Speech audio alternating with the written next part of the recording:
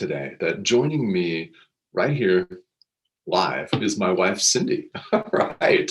And as you know, Cindy is the woman I've been talking about who's celebrating her birth month here in February. Her birthday was February 2nd, but thank you all. Cindy says thank you as well for wishing her a happy birth month. So she joins me here today, and I'm really happy about this. This will be the first of many guests that I'll have on this live stream. I do intend to do that, and don't worry if you're looking forward to lesson 14 in the workbook. We'll be at it again tomorrow. Never fear. The workbook's not going anywhere. But I want to have Cindy share some of her experience here. She has been studying A Course in Miracles and working with this thought system and ideas for several years, and the transformation has been really amazing. So welcome. Well, thank you. It has been amazing. So go ahead. Well, I was just going to have you tell us how you started off with the Course and when. Okay. Yes. Well, I started the course a little over, I think it was right around 3 years ago. And really and truly, the reason I started was because I'd been watching him. And you know how we tell ourselves stories about how we can't do certain things because they're too hard for us. We have all these limitations. I could never do that. I could never do that. Right. And that was how I observed what you were doing. There was no way I could be that committed to something. There was no way that I could be that, I could have that regular of a routine, create a healthy habit of continually focusing on me, meditating every morning, writing in my journal every morning, reading and just having that routine. And obviously it was what was missing from my life, because I watched and I watched you evolve into this person who I had loved before, but I loved so much more after you studied and changed and evolved. Okay. And so it inspired me. It inspired me to go ahead and go for it. But you know what? Just like everything in life, we have to be ready in order to start, right? And I was not ready. And I don't know, I'm not sure, 2 or 3 years, I think you'd been studying it before I actually finally took the plunge and did it myself. And it was amazing. It has been amazing. And I have just started recently going through my second time through. I started with the workbook, and then I went into the teacher's manual and the terms, I can't remember. The clarification of terms, which the clarification of terms, if you're new to A Course in Miracles, helped me so much to understand what was going on. I'd been searching my whole life for a connection in spirituality. Religion didn't click for me. I was trying to find a church that would fit for me, and it never fit. I grew up in a Methodist church that was really quite liberal thinking, had some wonderful preachers in the church that came through our church that were women and Black, and just many different ways of thinking about religion, which was really wonderful for me. But it also helped me see things like things weren't connecting for me. And so I was always seeking. And when I found this and I saw you changing, who I respected so much, about the beliefs of religion, just what came out of your mouth, and the beliefs about spirituality, which I'd never actually realized, were the same thing, but not. And so when I started, I really observed you, I recognized, okay, this is making sense to me. I was practicing yoga at the time as well, and that opened my mind. But this, A Course in Miracles, has just really compounded that belief and that understanding. And so I got those understandings better of the terms, and then I moved into the text from there. I tried studying the text earlier before I was ready, and it was just too much. It was too much for me to try to absorb. And now I've gone through the text and I just feel amazing, and I loved it so much. And luckily I had you and I got to ask questions and we got to talk about it. That's what's so cool about you doing this for people, because you are hopefully answering a lot of questions for them. And you guys, if you have questions, please write them. Do it later on, come back, right? Mm-hmm. Because I have him sitting next to me every morning. And if I'm like, I'm confused about this, I don't quite understand it, and he can help me. And he helps me to really understand. He is gifted and has been gifted the knowledge and the understanding of this course. And it's amazing. So there's so many wonderful people who we're connected with at Enlightened World Network that have been studying the course for so long. So, reach out and ask the questions. And if he doesn't know the answers, he will be guided to who does, right? Yes. Yeah. So it's been wonderful for me. The second time through, I am on lesson like 65, I think, or something like that, 66. And I feel like I've never been here before. It's amazing. And I guess I haven't, as the person I am now. And it's exciting and it's fun. And I feel like I'm, when you talk about leveling up, we talk about that in business these days, leveling yourself up, becoming better at what you do, better for others, showing up differently. And I feel like the course is just like, wow, it's just kind of blowing my mind right now. And I'm loving it. It's been really awesome. I like that. That's cool. Loving it. It's been really awesome. So tell us how you've experienced change in your life. Oh, one thing is anxiety, just like dissipating from my life. Anxiety, calm. Everybody, I've hung out with this guy. I don't know if you guys noticed that he is very calm. He's a very calm person. Yeah. And everybody has commented to him on his calmness, his always showing up very calm, and his presence. And that is something that I have noticed about myself is, wow, really over the last 3 years, I have gone from a whole another level of energy to being able to sit back and watch and listen and be calm and understand, listen to understand. And I've always just wanted to tell people how to do things. And I think that it has helped me so much, especially in my line of work. I'm a health and wellness coach. It verges on health, nutrition, lifestyle, all of that, all combined, spirituality, personal, self-care, and all of that. And I have become so much better of a listener.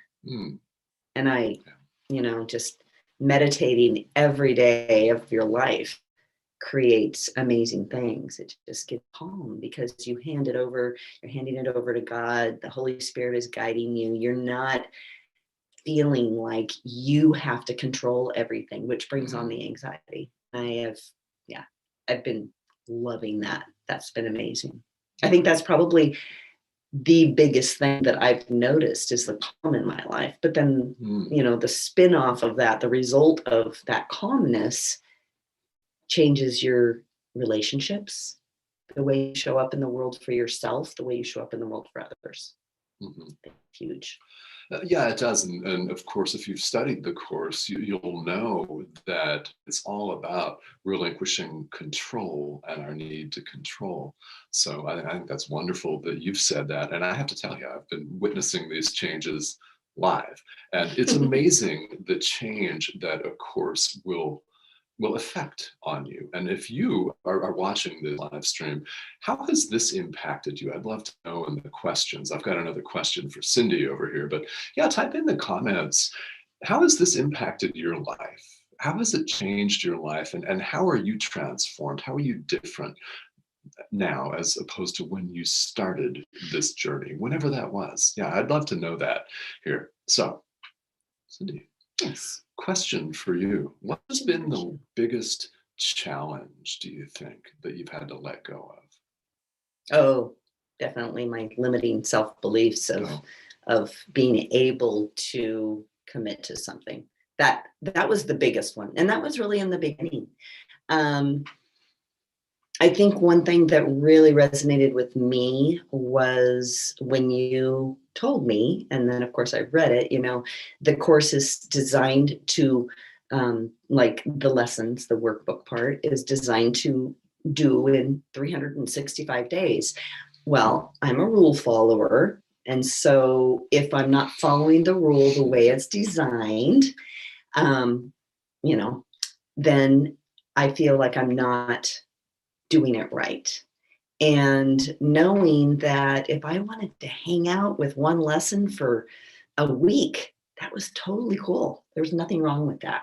And it was when I felt like I was ready to move on, then I would move on. So it took me longer than a year to go through the workbook. And that was fine. And letting go of that need to control, because it was not doing me any good. I learned that, I learned that I wasn't growing. I was limiting myself because of that. And so I think that has been really huge for me. Okay. Yeah, it's very interesting because there's so many different things that come up for people. And I see that all the time as I lead people through the workbook is the limiting belief that I didn't do it right. Mm-hmm. Somehow we feel like we have to have things absolutely correct. And that comes up all the time, why we're conditioned for that. So Carol Ann, thank you for joining us here today. Carol Ann writes, she's on day 76 and feels more centered and calm. I love it. Yes. Yes. Actually, Carol Ann, I'm on 76 too. That's I'm not on 66. I'm on 76 because I think we started on the same day. There you have it. I think we did. I think I remember us having this conversation a while ago. Yeah, it's very good. Go ahead. No. Well, I was just going to say that I think it's just really fascinating too. One thing that occurred to me when I was talking earlier is, comparison. Comparing ourselves to others, right? Yeah. And I think that it's really fascinating because I came into A Course in Miracles at a completely different place than you came into A Course in Miracles. Mm-hmm. You had seen all kinds of spirituality your whole life from the time you were a little boy, and you had a very, very tight connection spiritually. Whereas in my case, I had been seeking, but not really finding or prioritizing in my life the time commitment to learning and growing and connecting for myself. And so when I came into the course, I was at a very different space or place in my spirituality than you are, and then you were. And so that's been a big thing for me too, is I had to let go of thinking, why am I not where he's at? I really went through some of that at times. And then, realizing that, okay, that's normal and that's not helping me. So that was another thing I thought of. It's really interesting how this pops up in spirituality and spiritual practice, as well as every other aspect of our lives, is that comparative reality. Mm-hmm. And Deidre, who wishes you a happy birth month and happy Valentine's Day. Thank you. Thank you. Yes. Deidre, I love the laid back way this course is presented. Oh, yeah. Oh, yeah. Right. Right. Like Cindy said, we can't work on them in our own tailored space and time. Mm-hmm. Okay. I love it. Yeah. What does that mean to you? Why stress yourself out about becoming more you and loving yourself more and not judging yourself? And I think that's what it means to me. It's like, yes, it is so laid back because God does not intend for us to measure up, right? I mean, that's a rule, that's a law that we have created in our society. Is you have to measure up, you have to do this just right, or you're not good enough. And the course teaches us that that's not true. That is all what our ego has made up for us to believe. Yeah. Yeah, it's our ego that says, you're not doing this right. Right. Well, actually, just showing up with the intention to practice a workbook lesson is exactly what needs to happen. That's every right. moment of That's every exactly day. what Jesus meant for us to do. Mm-hmm. He just, I write this, and I want you guys to do your, and I know they, God, Jesus, Holy Spirit, they all know what our best is. They all know what our best is. And so they know that when we show up and we do what we can, each time we do it, we're doing it perfectly. Yeah, and I think that's really important. That's such a lesson that comes up when we talk about the workbook for students is that we think we're doing it right, or we beat ourselves up if we forget to do a day's lesson, which has happened to me a lot.